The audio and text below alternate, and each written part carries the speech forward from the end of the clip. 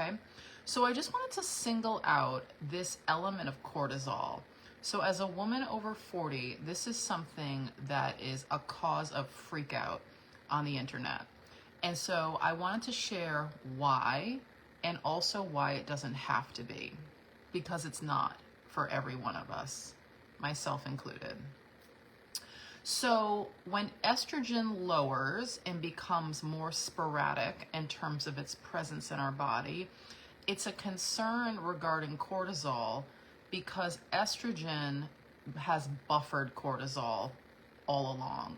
So when there's less estrogen or inconsistent estrogen, cortisol doesn't necessarily raise, but it becomes louder. There's nothing to kind of soften its impact. So the nature of getting into perimenopause, menopause, creates that imbalance.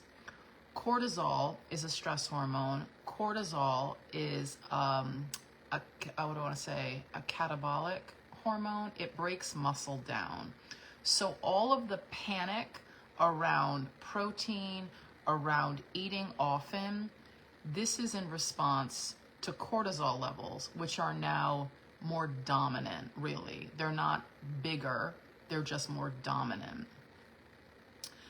Additionally, when you are running on sugar, when you're glucose dependent, which means typically that you're hungry often, you have cravings, these are some classic symptoms. Energy can be erratic or low. You can have crashes during the day. You need coffee in the morning. Your sleep could be disrupted. You might have night sweats. You might have your mood be impacted by your hunger. You might get hangry. All of those things reflect that you are glucose dependent, having more weight on your frame than you desire, having a difficult time either losing weight or maintaining the weight that feels best to you. These are all signs of running on sugar. At any rate, this was something that was a little eye-opening to me when I did more research for this talk last week.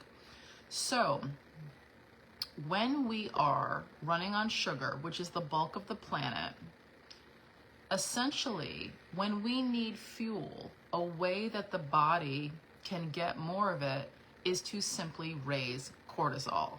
Because when we raise cortisol, our blood sugar raises as well.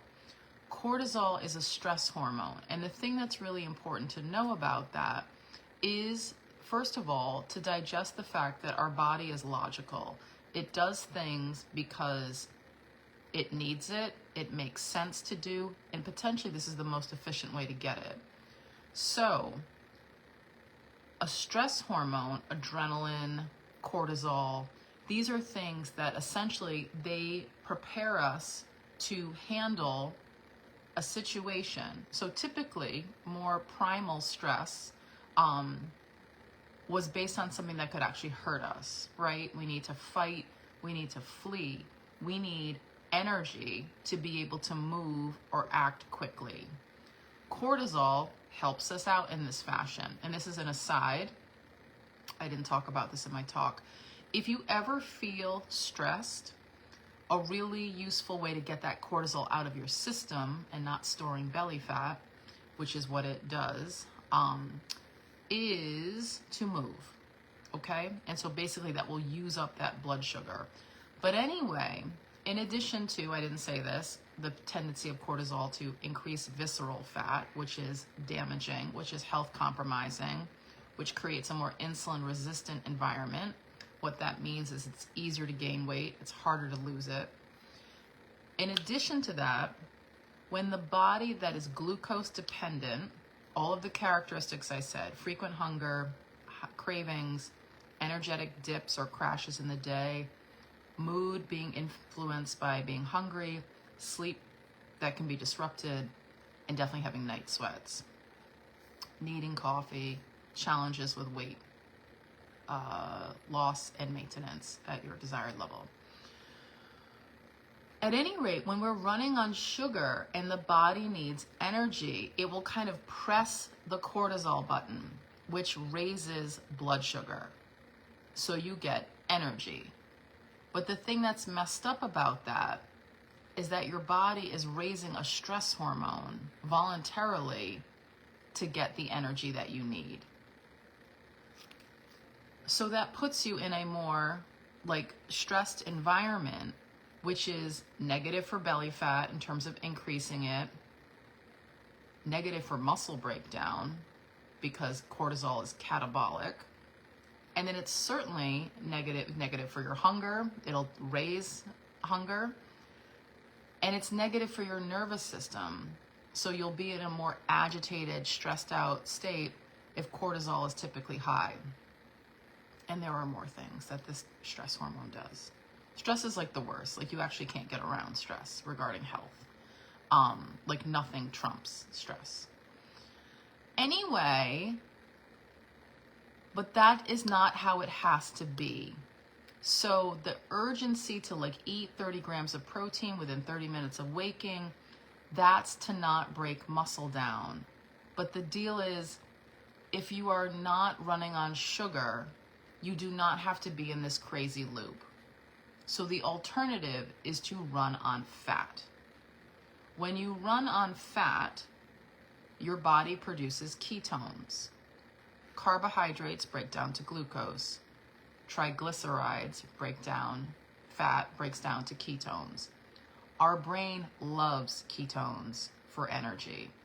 When you start to feed it in this manner, ketones are kind of calming for the brain. They create a more, I'm going to say like a calmer or more harmonious environment in the brain. When that happens, you create a more, you create a more insulin resistant, insulin sensitive environment.